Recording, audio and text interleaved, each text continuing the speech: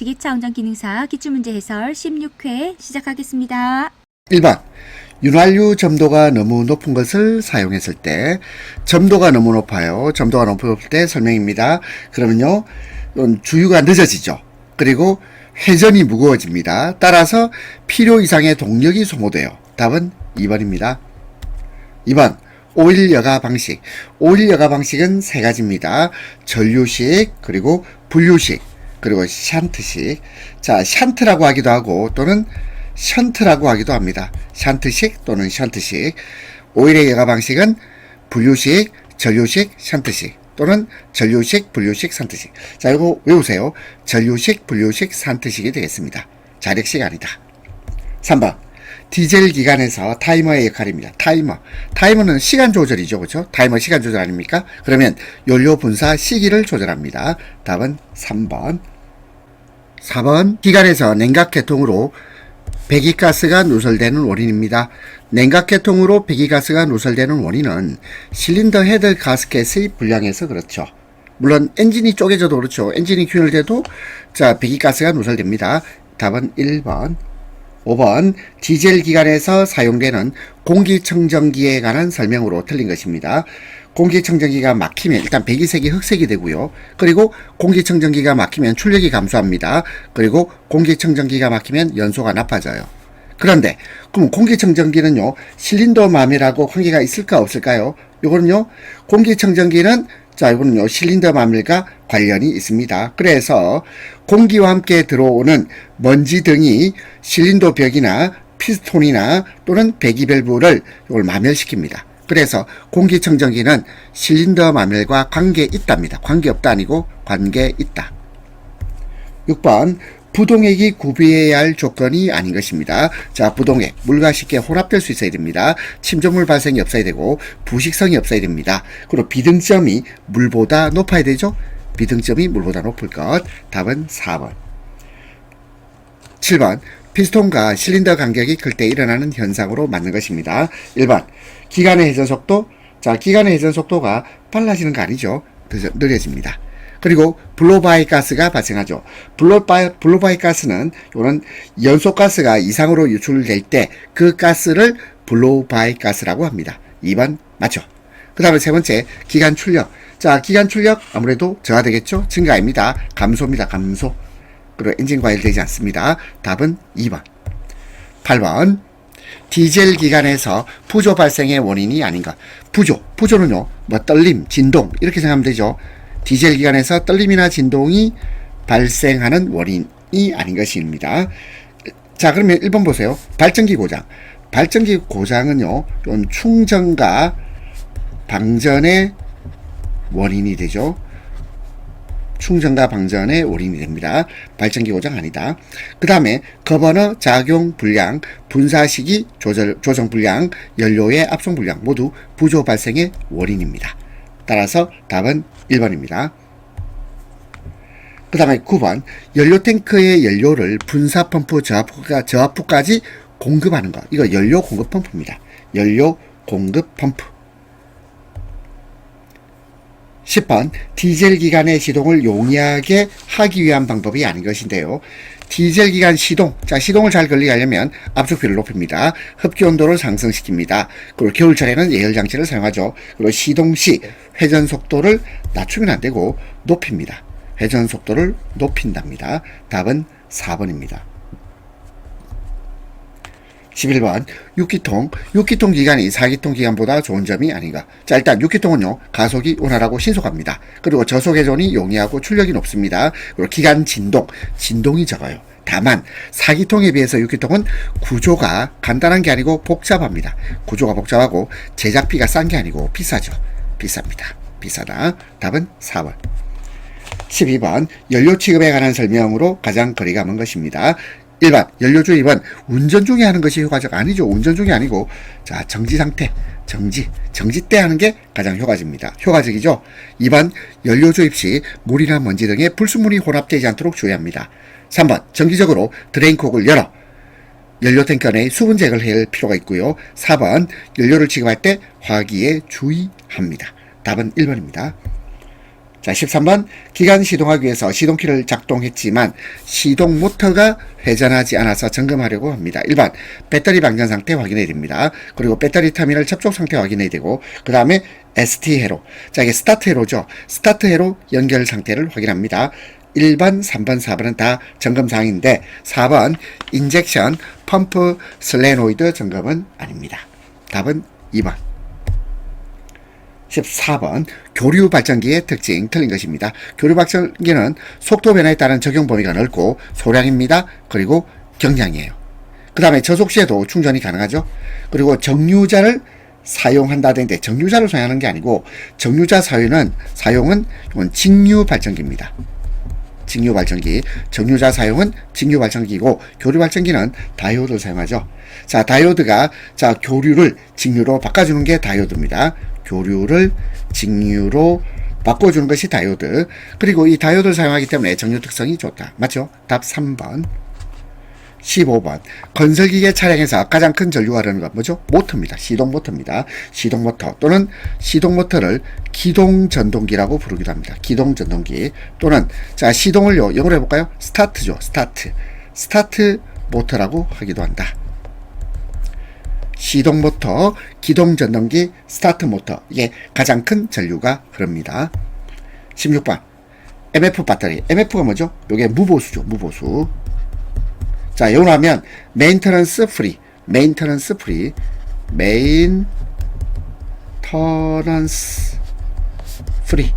무보수 배터리가 아닌 일반 납산 축전지를 보관 관리할 경우 며칠마다 정기적으로 충전하는 것이 좋습니까? 보름이죠. 15일마다 정기적으로 충전합니다. 17번 방향 지시등의 한쪽 등 전멸이 빠르게 작동하고 있을 때 운전자가 가장 먼저 점검해야 할 곳은 바로 전구입니다. 전구. 18번 12V용 납산 축전지의 방전 종지 전압. 방전 종지 전압이란 말은 극판의 급격한 손상을 방지하기 위해서 방전 한계를 규정한 전압인데요. 12V에 대해서 방전 종지 전압은 10.5V입니다. 10.5V. 이 왜 10.5V냐면 이 방전 종지 전압이 1.75V인데 여기 12V용 납산 축전지에는 6개의 셀이 들어 있습니다. 따라서 이 6개의 셀 이거 곱하면 1.75V 곱하기 6 1.75가 뭐라 그랬죠? 이게 방전 종지 전압인데 요게 6개가 들어있으니 10.5V가 되겠습니다. 답은 2번. 그냥 외울까요? 12V용 납산 축전지의 방전 종지 전압은 10.5V입니다. 16번 토크 컨버터의 구성품입니다. 토크 컨버터는 펌프, 터빈, 스테이터로 구성되어 있어요. 펌프, 터빈, 스테이터. 자, 이것이 어디에 부착되어 있죠? 플라이휠에 부착되어 있습니다. 답은 4번. 20번 유압식 조향장치의 핸들 조작이 무거운 원인과 가장 거리가 먼 것입니다. 첫 번째, 유압이 낮으면 핸들 조작이 무겁습니다. 두 번째, 오일이 부족해도 그렇고요. 세 번째, 유압 계통 내에 공기가 혼입되어도 그럽니다. 그리고 펌프 회전이 빠르다 아니죠. 빠른 게 아니고 느리답니다. 펌프 회전이 느리면 핸들 조작이 무거워진다. 21번 기계식 변속기가 설치된 건설기계에서 클러치판의 비틀림 코일 스프링의 역할입니다. 클러치판의 비틀림 코일 스프링의 역할은 클러치가 작동할 때 충격을 흡수해 줍니다. 클러치 작동할 때 충격을 흡수해 주는 것 비틀림 코일 스프링. 22번 지게차의 유압탱크 유량을 점검하기 전 포크의 적절한 위치는 어디입니까? 지면에 내려놔야 되죠. 포크를 지면에 내려놓고 점검합니다. 답은 1번. 23번 모터 그레이더의 조향장치에서 스너버바의 역할은 뭐죠? 전륜의 충격이 핸들에 전달되는 것을 방지하는 겁니다. 전륜의 앞바퀴죠. 전륜 앞바퀴의 충격이 핸들에 전달되는 것을 방지하는 거 스너버바입니다. 스너버바. 24번 무한궤도식 장비에서 트랙 장력으로 조정. 자, 조정을 영어로 해볼까요? 조정을 영어로 하면 adjust입니다. ADJUST 어저스터. 그러면 요 기능을 하는 기계는요 ER 붙이면 되겠죠. 어저스터 트랙 어저스터입니다. 답은 1번. 25번 유압식 굴삭기에서 센터 조인트의 역할입니다. 센터 조인트.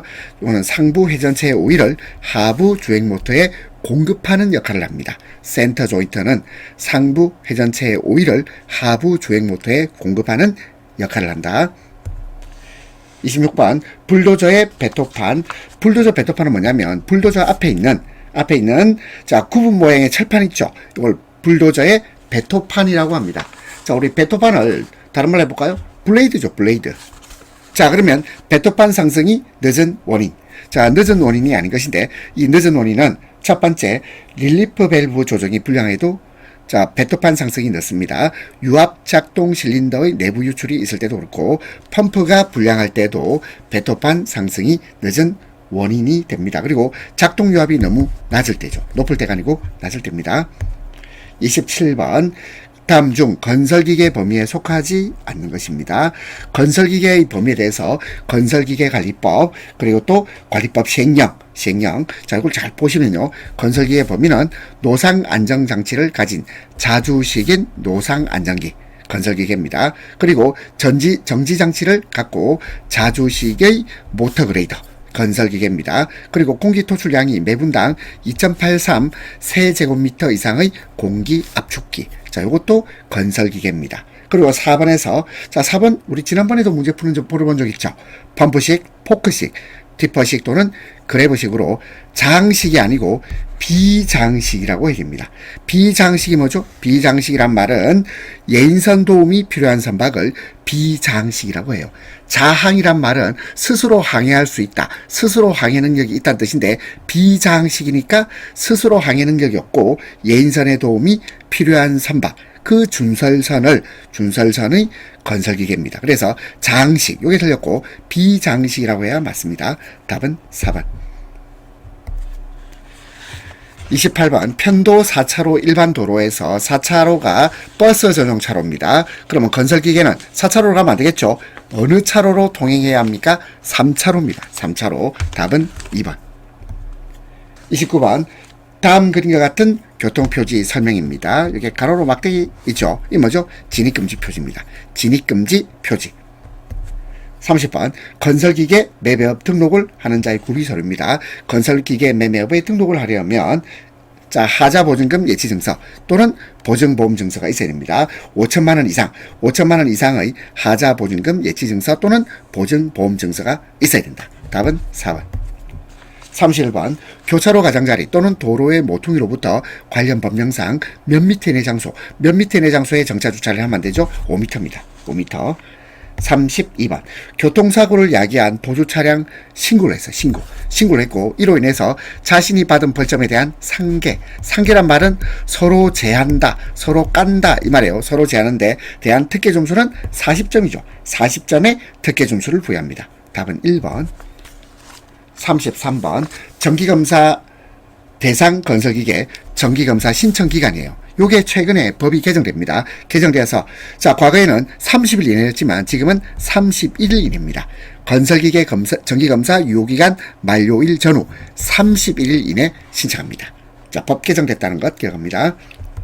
34번 건설기계 조종사의 면허 취소 사유가 아닌 겁니다. 부정한 방법으로 면허받은 면허 취소 반드시 준합니다. 그리고 면허 정지 처분 받은 자가 그 정지기간 중에 조종하면 반드시 면허 취소입니다. 그리고 세 번째 건설기계 조종 중 고의로 인명피해를 일으키면 반드시 면허 취소. 근데 4번 도로주행 중 적재한 아무리 초록해서 사람이 부상한 사고 이거는요 면허 취소 사유는 아닙니다. 면허 취소 사유가 아니다.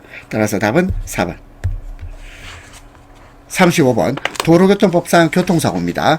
교통사고는 주행 중에 일어난 사고가 교통사고죠. 그러면 교통사고란 말은 운전 중이 이해야 됩니다. 운전 중. 그러면 운전 중, 주행 중 있죠. 그런데 2번 보세요. 차고에서 적재하든 자 적재란 말은 무슨 말일까요? 쌓아놓았던 이 말이죠. 쌓아놓았던 화물이 전락이란 말은 이 전자가 구른다는 뜻입니다. 락은 떨어질 낙자입니다. 굴러서 떨어져서 쌓여있던 화물이 굴러 떨어져서 사람이 부상한 사고는 이거는 운전 중이 아니잖아. 따라서 이것은 교통사고는 아닙니다. 답은 2번.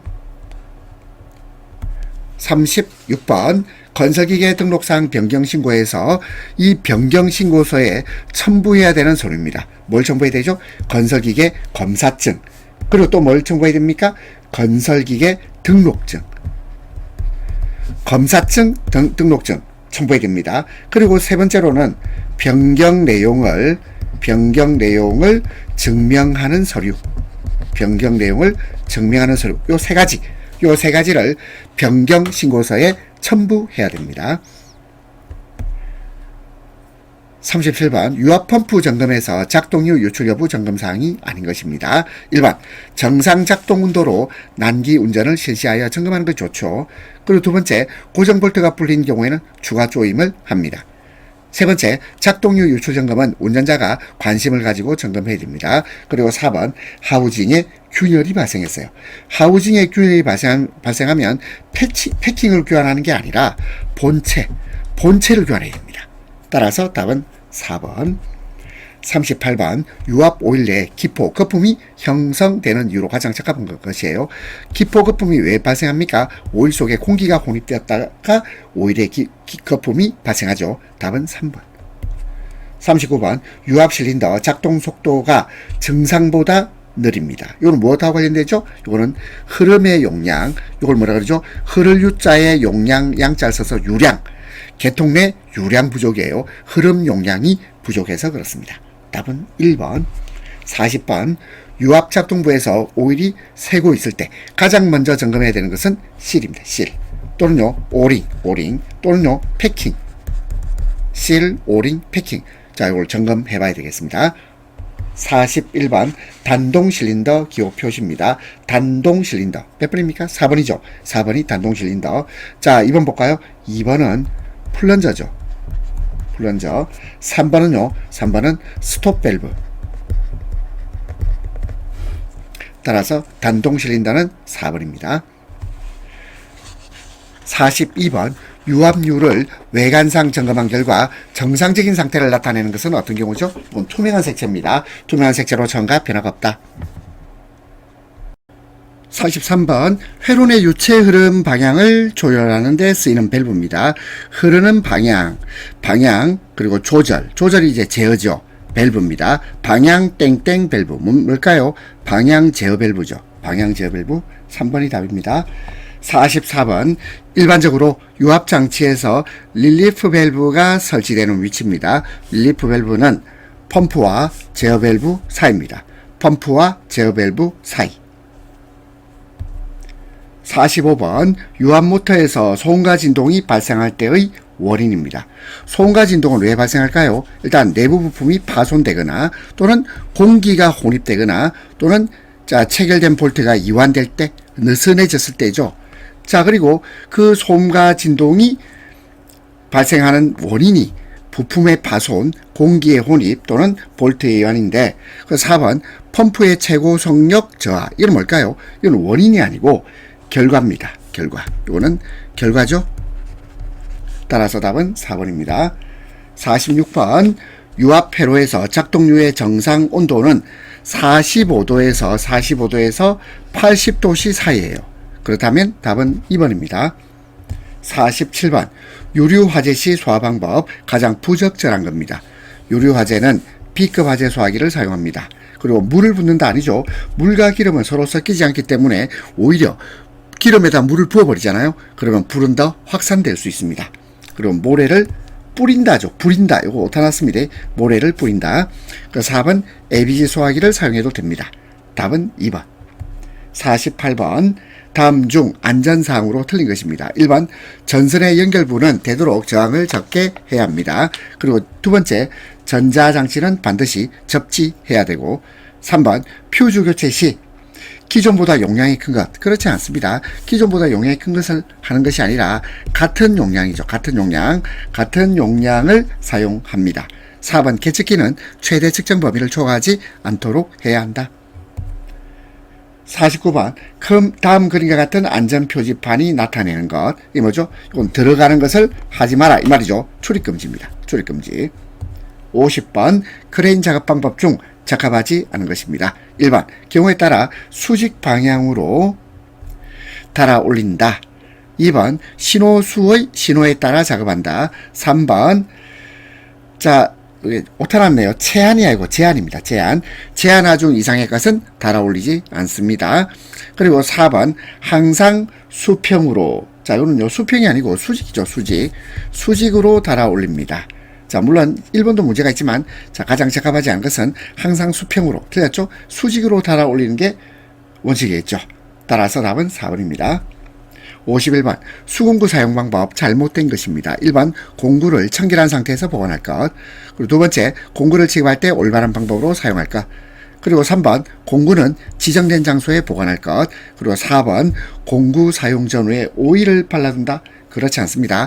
오일을 바르면 미끄러져서 위험할 수 있죠. 오일을 발라두지는 않습니다. 답 4번. 53번 작업장에서 전기가 예고 없이 정전되었을 경우입니다. 전기로 작동하던 기구의 조치 방법으로 틀린 것입니다. 1번 즉시 스위치 끈다. 2번 안전을 위해서 작업장을 정리해 놓는다. 3번 퓨즈의 단선 유무를 검사합니다. 4번 전기가 들어오는 것을 알기 위해서 스위치를 켜둔다. 스위치를 켜두지 않습니다. 스위치를 끈 다음 작업장을 정리해야 되겠죠. 따라서 답은 4번입니다.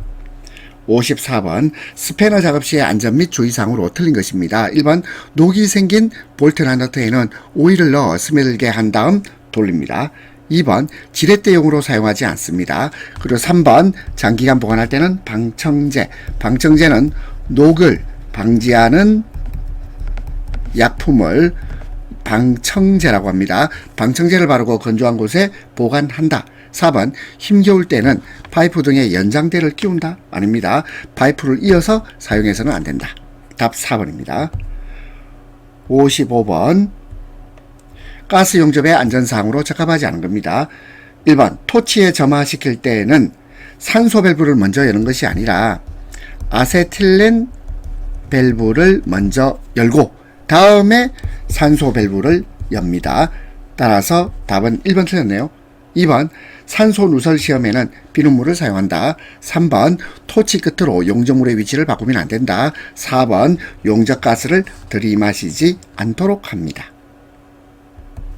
56번 작업장에서 안전모를 쓰는 이유. 자 사기 진작 아니죠. 뭣도 아닙니다. 합심 아닙니다. 안전을 위해서입니다. 답은 2번. 57번 전선로 부근에서 작업할 때 다음 사항 중 틀린 것입니다. 1번 전선은 바람에 흔들리게 되므로 이를 고려하여 간격거리를 증가시켜 작업해야 되고 2번 전선이 바람에 흔들리는 정도는 바람이 강할수록 많이 흔들립니다. 3번 전선은 철탑 또는 전주에서 멀어질수록 많이 흔들린다. 4번 전선은 자체의 무게가 있죠. 그리고 바람에 흔들린다. 따라서 답 4번. 58번 22.9kV 배전선로 근접 크레인 작업 시 틀린 겁니다. 1번 전력선이 활선인지 자 우리 전기가 흐르는 선인지 확인 후 안전 조치된 상태에서 작업한다. 2번 전력선에 접촉되더라도 끊어지지 않으면 사고는 발생되지 않는다. 아니죠. 사고 발생 우려가 있습니다. 3번 해당 시설 관리자의 입회하에 안전 조치된 상태에서 작업한다. 4번 임의로 작업하지 않고 안전 관리자의 지시에 따릅니다. 답은 2번. 59번 다음 보기 조건에서 도시가스가 누출됐을 때 폭발할 수 있는 조건입니다. 1번 누출된 가스의 농도는 폭발 범위 내에 들어야 한다. A 맞고 두 번째 노출된 가스에 불씨 등의 점화운이 있어야 됩니다. 10번 점화가 가능한 공기 산소가 있어야 되고요. 그리고 4번 압력과 관계없이 폭발될 수 있어요. 자 이게 틀렸죠? 답은 3번. 60번 도시가스 배관이 매설된 지점에서 가스 배관의 주위를 굴착하고자 할 때 반드시 인력, 사람의 힘으로 굴착해야 하는 범위는 가스 배관 좌우 1m 이내입니다. 가스 배관 좌우 1m 이내. 자, 60번까지 연필 고생하셨습니다.